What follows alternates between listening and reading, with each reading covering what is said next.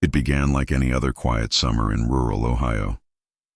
Fields of corn whispered in the wind, dogs barked lazily from back porches, and the stars hung low over the farmland like old friends.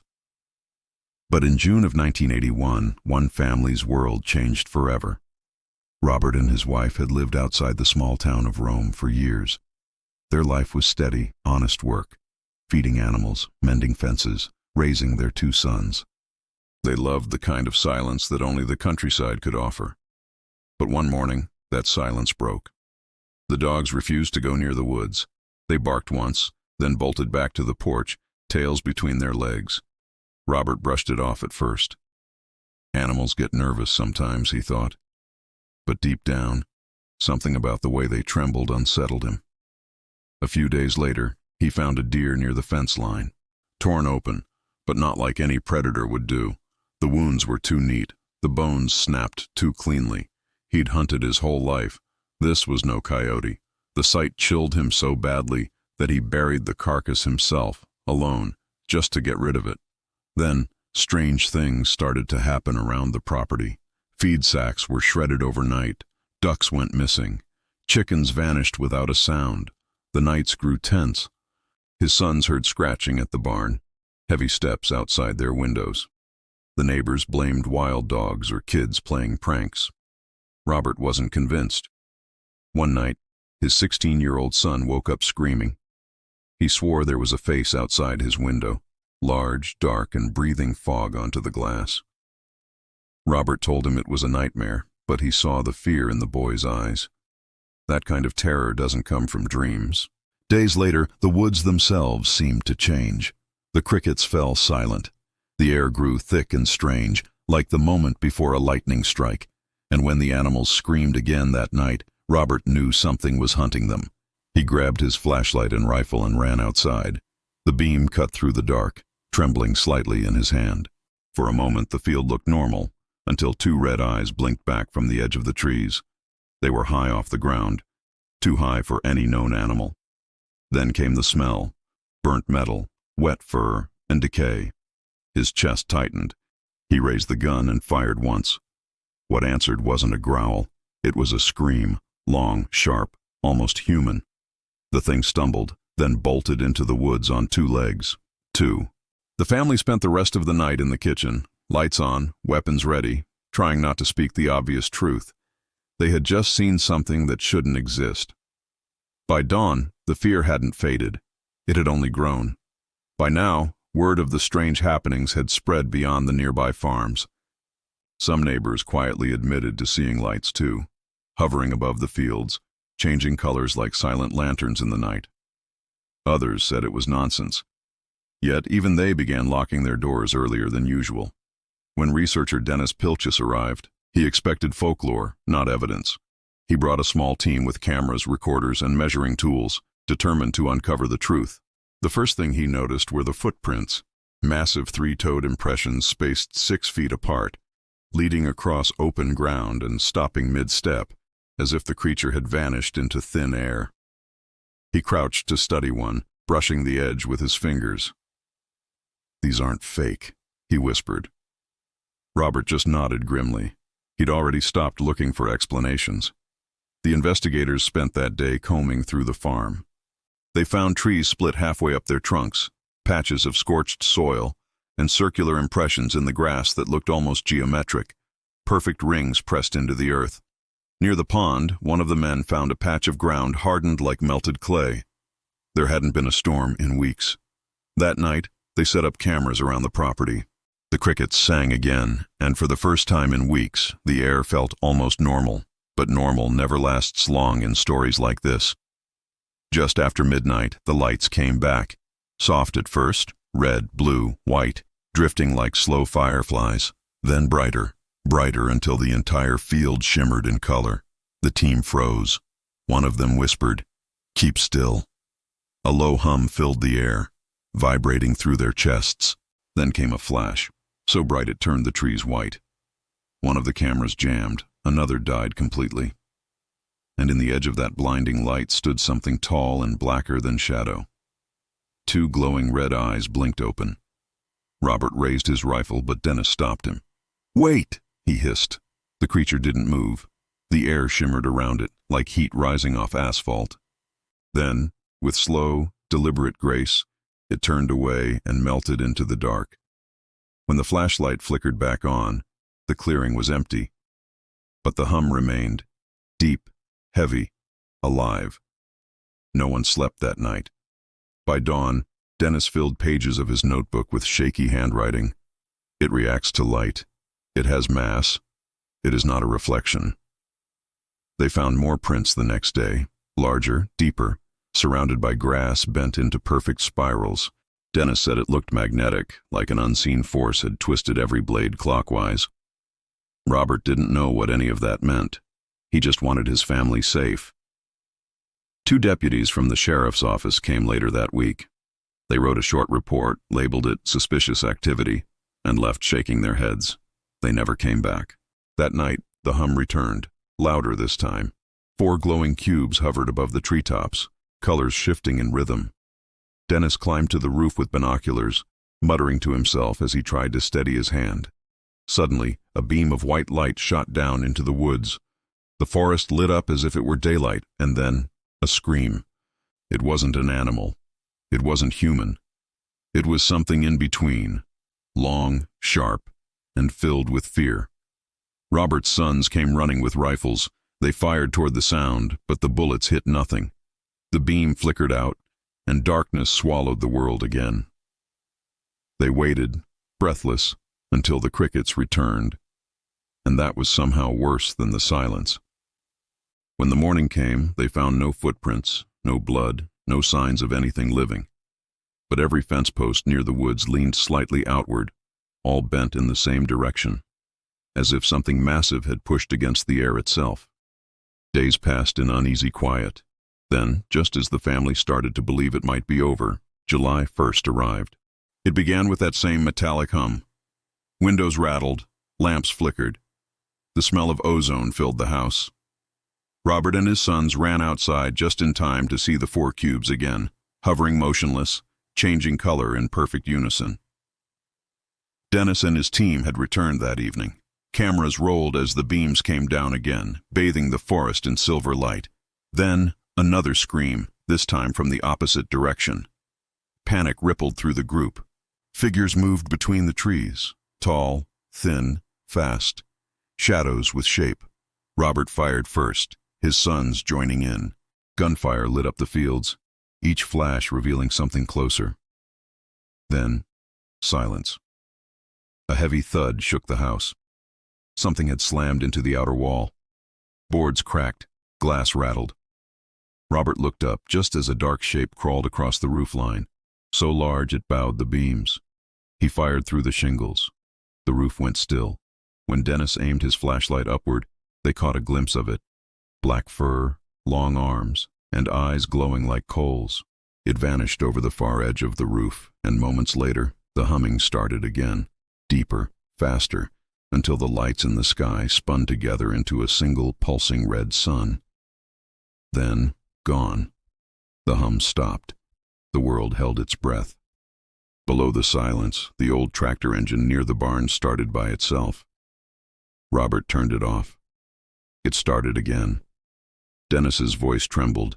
"It's not mechanical." And in the distance, a red ember drifted through the field, shrinking, dimming, until it looked like a small creature crouched low in the grass. When the flashlight caught it, they saw feathers and a face like an owl. Then it stood on 4 legs and ran into the woods faster than any bird should move. Dennis whispered, "They change. They want us to see them."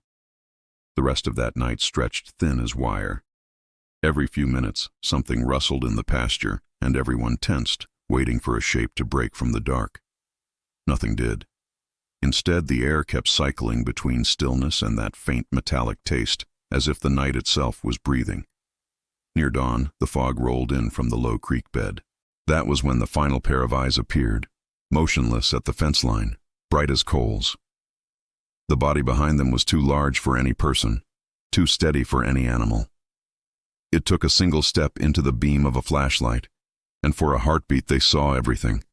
Long arms, heavy shoulders, dark hair matting across a chest that rose and fell with slow control.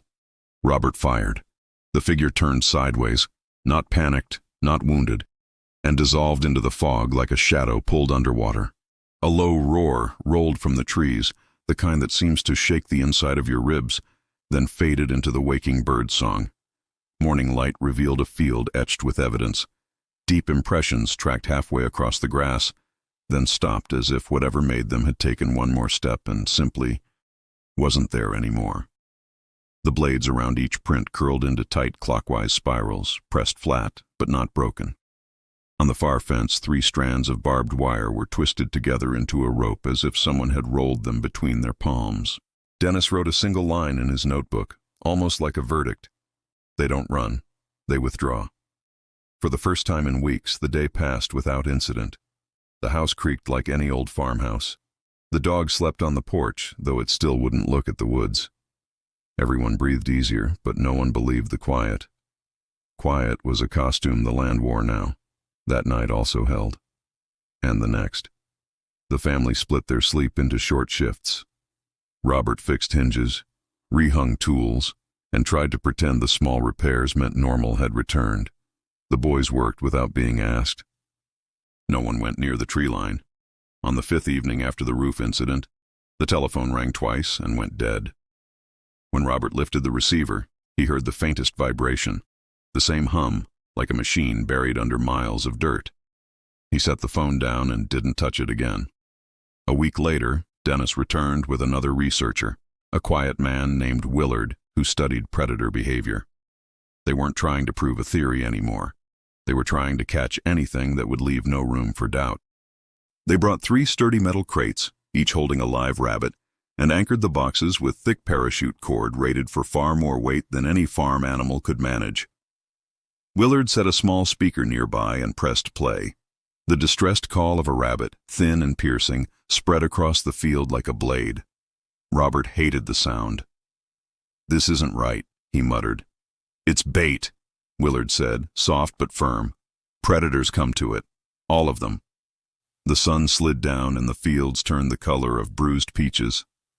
Hours passed. The looped cries kept cutting the night into equal pieces. Nothing moved. Even the crickets seemed to wait between each recorded scream. Just before 10, 6 pairs of red eyes blinked to life in the woods. They didn't drift. They didn't bob like animal eyes catching light. They opened, deliberate, and watched. The speaker squealed again. The eyes brightened a fraction, shifted a few inches, and went still. "Don't move," Dennis whispered. No one did. The eyes remained for several long minutes, then vanished all at once, as if someone had closed a curtain. Not a step, not a branch, not a sound. No one slept. They took turns on the porch, the speaker now silent. The farmhouse clock ticked louder than it should have. Every once in a while the phone clicked once in the hall as if someone were lifting the line in another room. At first light the world felt wrong again because it was too quiet. No birds, no flies, not even the usual horse snort from the far paddock. Dennis and Willard walked the field in a straight line. Robert followed, jaw tight. The first crate was untouched. The second was empty.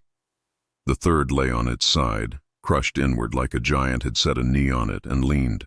The thick cord that held the boxes had snapped, ends frayed and darkened as though heat had chewed the fibers.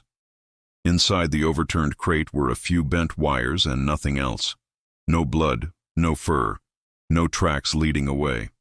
Around the crates the ground looked as if a thin layer had been scorched off. A ring of grass nearby swirled in neat spirals, all turning the same direction. Willard knelt and turned the broken cord in his hands. 1,200 pounds, he murmured, and it tore like thread. Robert stared at the emptiness where the rabbits had been and said nothing. There was a tiredness in him now, the kind you don't sleep off. Back on the porch, Dennis didn't write for a long time. When he finally lifted his pen, he printed each word carefully. Not random, responsive, intelligent. That was their last night on the farm. The team packed their cameras, notes, and one mangled crate. At the truck, Dennis squeezed Robert's shoulder. "Keep the doors locked," he said. Write down anything else. He didn't promise answers. He didn't pretend he had any. The weeks that followed were a slow unwinding. The lights didn't return. The hum faded. The animals ventured a few feet farther from the barn each evening. The family mended fences, replaced chickens, and went back to fixing what could be fixed. But the farm had a new rule now.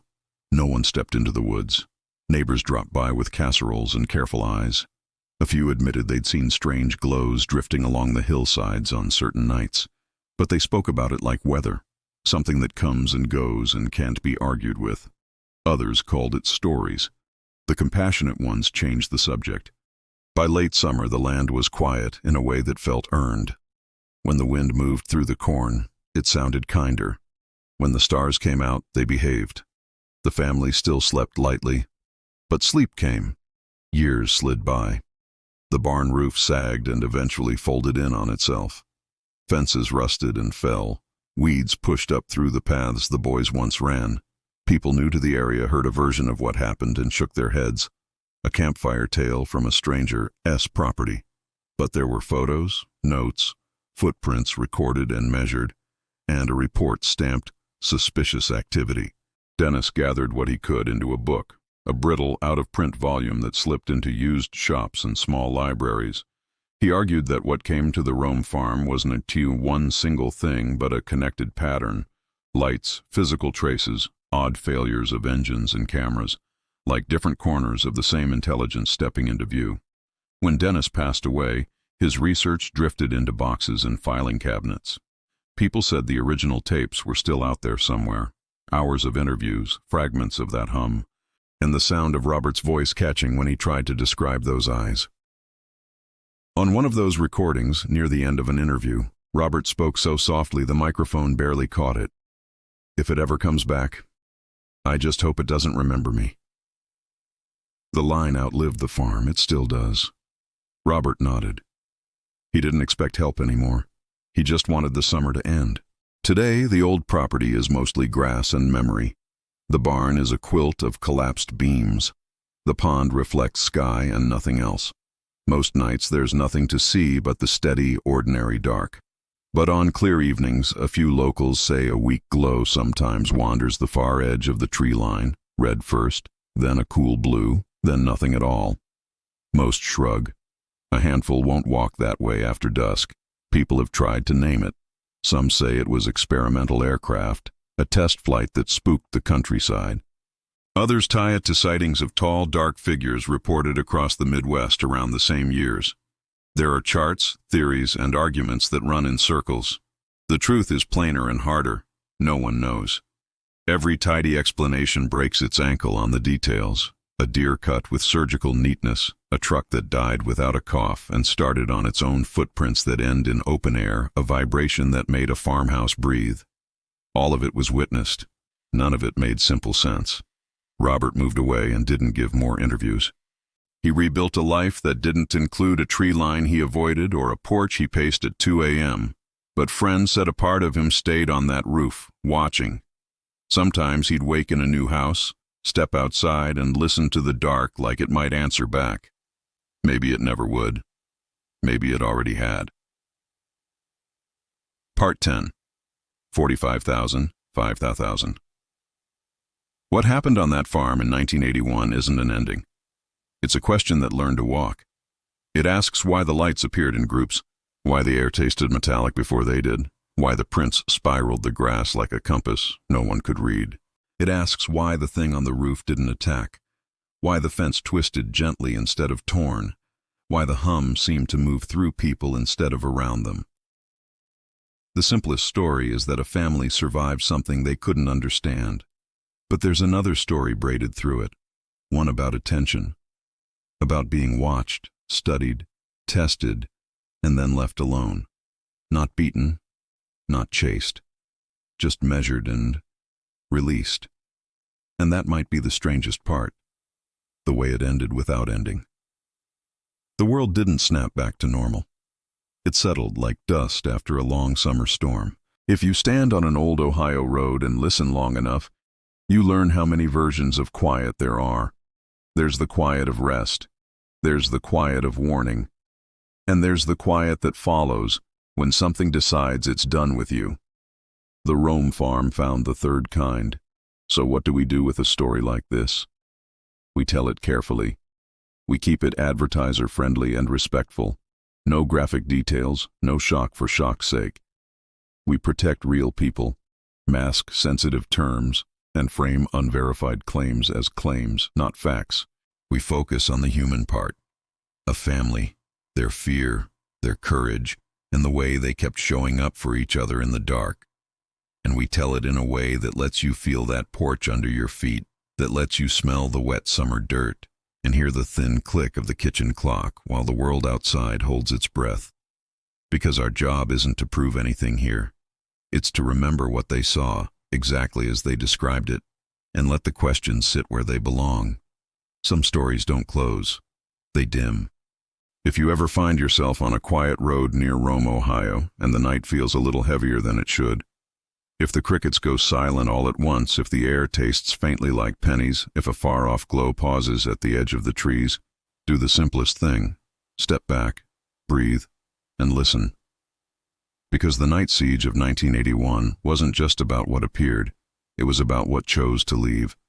And that's the part that lingers. The land forgot the footprints, the grass uncurled, the fence rusted back toward earth. But the people who were there remember the sound more than the light. That low vibration threading through floorboards and bones, making them feel both heavy and hollow at the same time. Maybe that hum was a warning. Maybe it was a hello. Maybe it was neither. No matter what you believe, here's what remains. A family who didn't run from each other when the dark pressed close, a set of notes in a thin book few can find now, and a single sentence from a man who wanted to be left alone.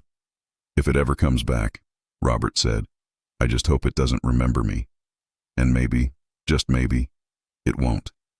Because sometimes the most merciful thing the unknown can do is pass by the house without stopping.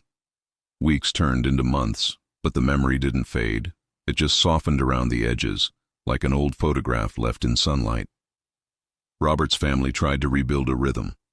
Mornings with coffee, evenings with the hum of crickets that sounded normal again.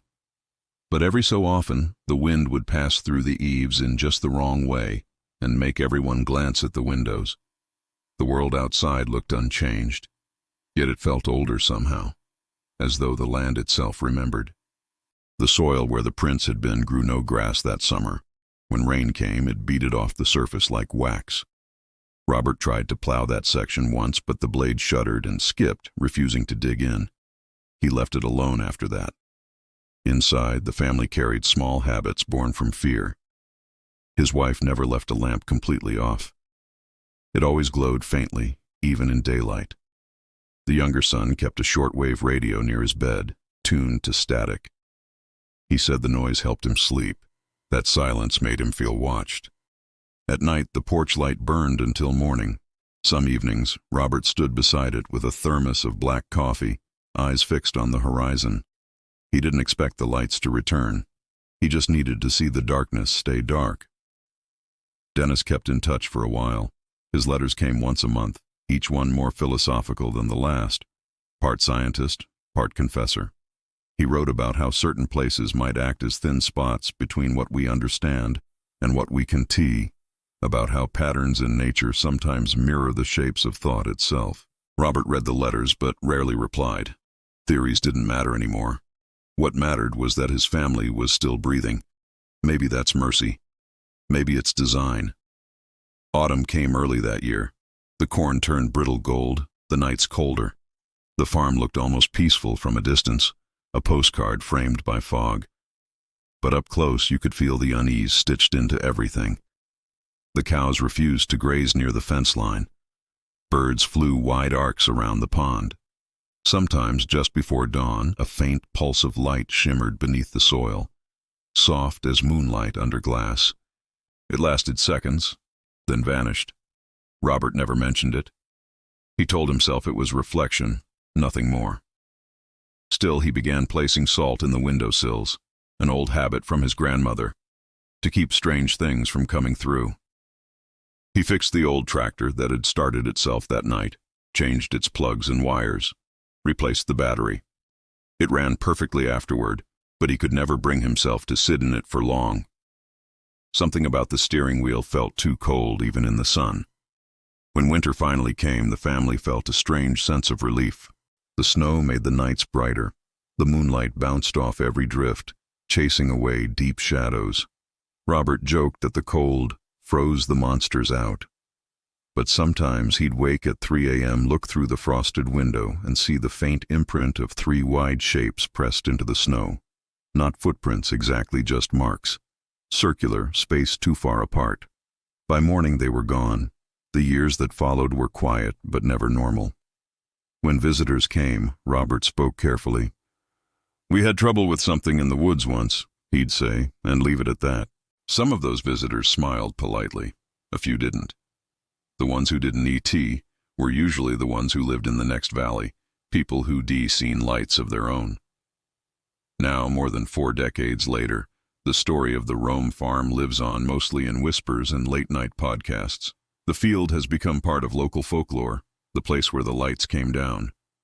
Teenagers dare each other to walk there after dark, but most don't make it past the old bridge. The air gets too still.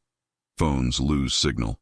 Researchers still visit sometimes, tracing the outline of the old foundation with cautious boots, measuring radiation that shouldn't be there, taking soil samples that glow faintly under ultraviolet light.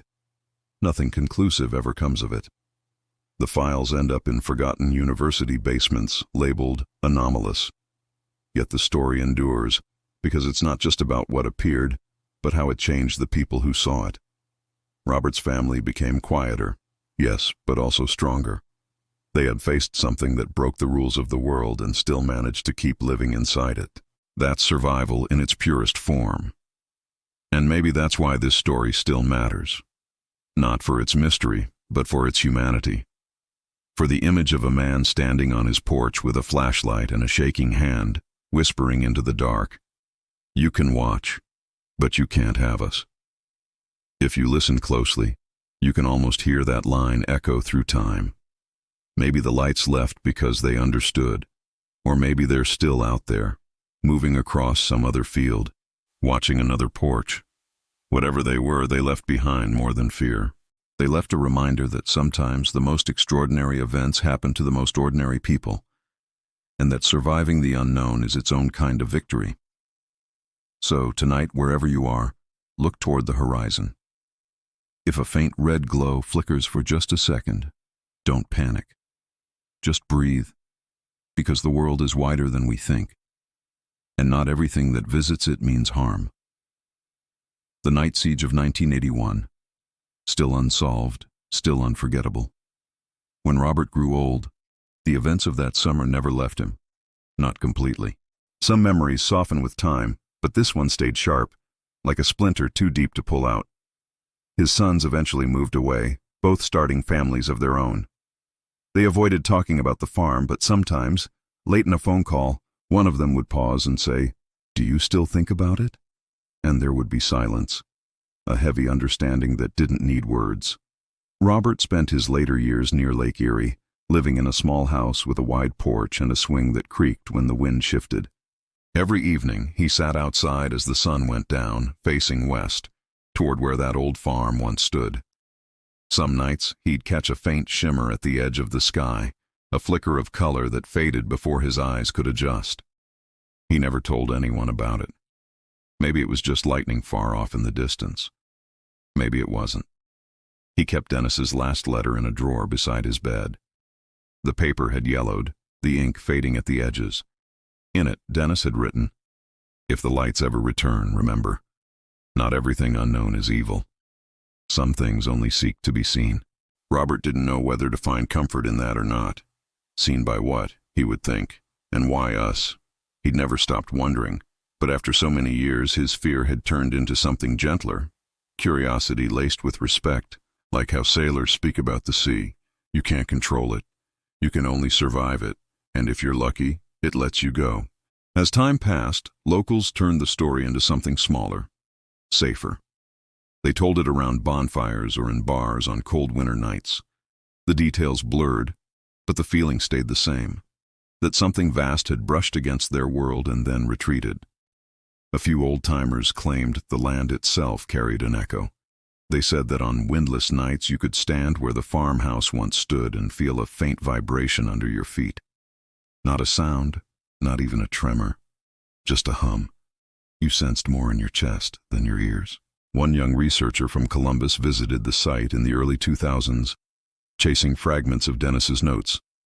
She found the field almost reclaimed by wild grass, but in the center there was still that strange patch of ground where nothing grew. She took samples, measured magnetic flux, and noted the compass spinning slow circles instead of pointing north. She wrote, "This place feels attentive." Then she left, and no one heard from her project again. But maybe the story doesn't belong to science anymore. Maybe it belongs to memory, the kind that lives quietly inside families who saw too much and chose to keep living anyway. And if there's a meaning in that, maybe it's this: the unknown doesn't always arrive to destroy. Sometimes it only wants to remind us that we don't know as much as we think. There's a kind of reverence in not understanding. It's the same feeling that makes people lower their voices in old churches or at the edge of the ocean. Whatever came to that farm in 1981 demanded silence, not because it threatened, but because it overwhelmed. Robert once told a neighbor, the only time he ever spoke of it again, "You can fight what doesn't live by your rules." The man didn't ask what he meant. He didn't have to. On clear nights, that same neighbor said he sometimes saw a faint red glow above the trees, always in the same spot, hovering just long enough to make him question if he'd imagined it.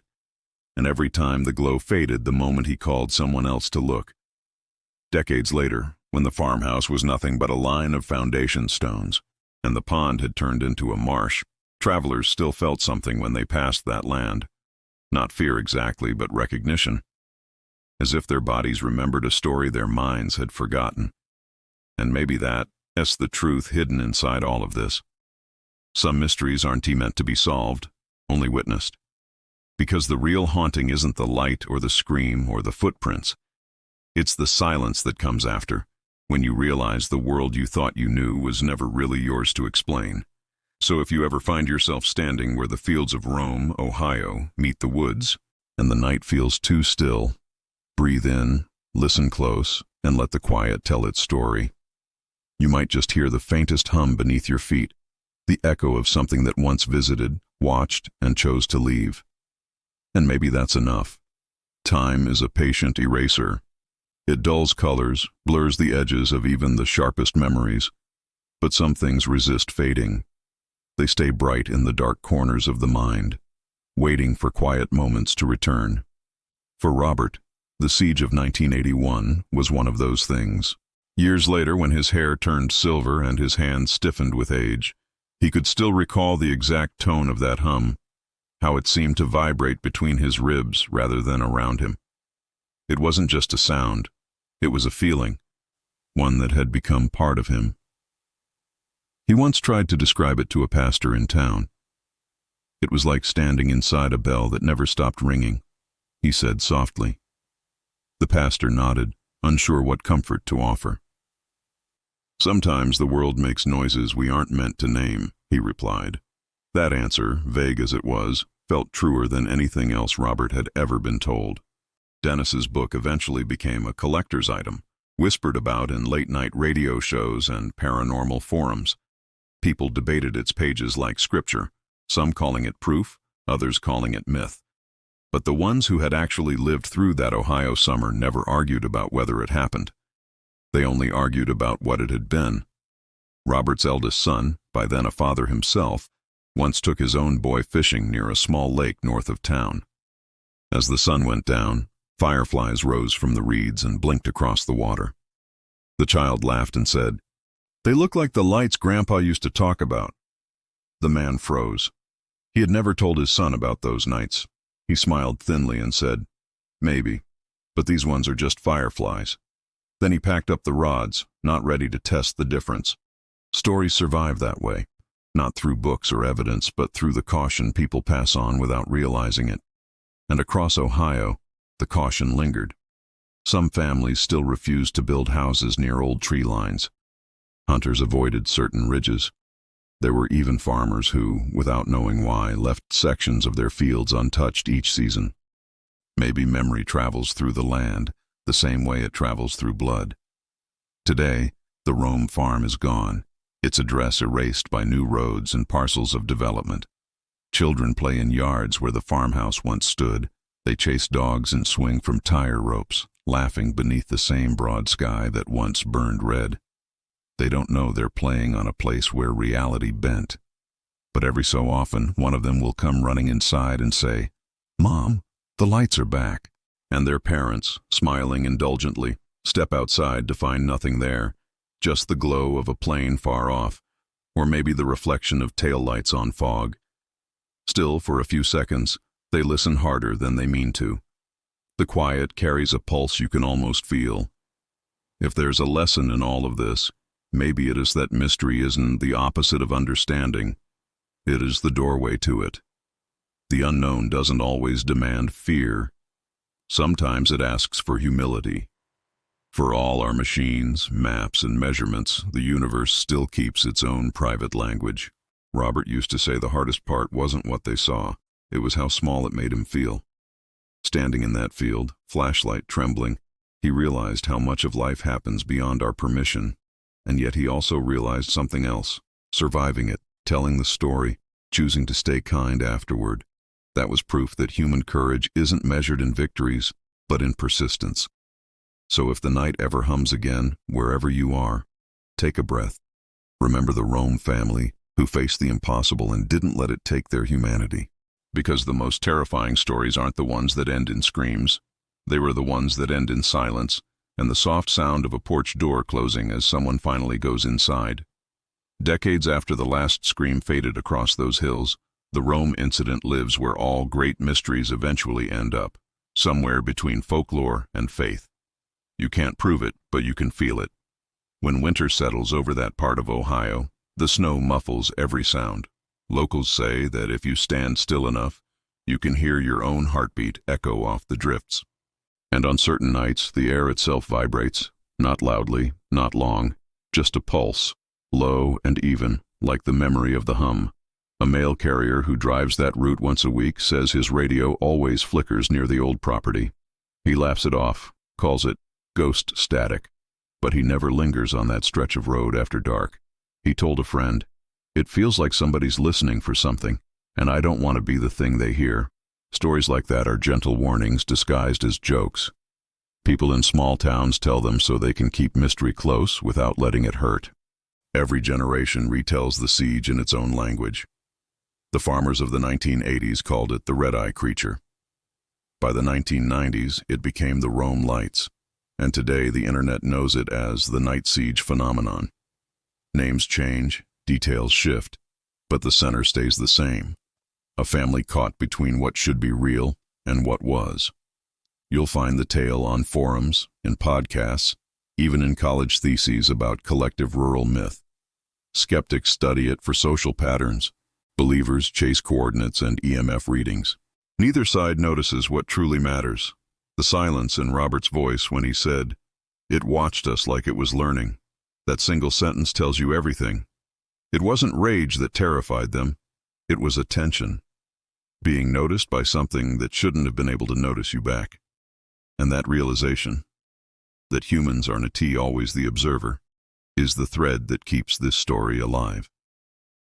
A few summers ago, filmmakers came to capture what was left of the site. They expected eerie footage. What they found was wild beauty. Butterflies circled the remains of the old barn. Wildflowers pushed through rusted fencing, and the pond shimmered like glass. It looked peaceful, almost sacred, the kind of place where the past chooses to rest. One of the crew, a young sound designer, left his recorder running while they packed up. Later, when he played the audio back, there was a faint undertone beneath the wind, a steady vibration, rising and falling in slow waves. The others said it was feedback. He just smiled and said, "Maybe." He still keeps that clip on his phone. Sometimes he plays it when he can't sleep. It calms him. That's the paradox of this story. The thing that once terrified everyone now inspires awe. It is as though fear aged into reverence, proof that some mysteries aren't meant to scare us forever. They're meant to remind us we're part of something larger. When you listen to the night siege story start to finish, you realize it isn't only about lights and sounds. It's about persistence, the stubborn human instinct to keep going even when the world stops making sense. Robert's family never became famous, never chased interviews or documentaries. They simply lived on, raising children, fixing fences, and finding new ways to laugh. They refused to let the unknown steal their ordinary days. That might be the bravest act of all, and maybe that's why the land grew quiet again. Not because the mystery ended, but because the family stopped feeding it with fear. Sometimes the unknown only needs acknowledgement before it retreats. A nod that says, "We see you." That's enough. So, if you ever feel that same stillness in your own life, that sense that something unseen is hovering just past the edge of understanding, remember the Rome family. Remember the man who aimed his flashlight into the dark and kept his hand steady anyway. Because courage isn't the absence of fear, it's the decision to keep looking. And that's how the story truly ends. Not with a scream, not with an answer, but with a long breath beneath a quiet sky.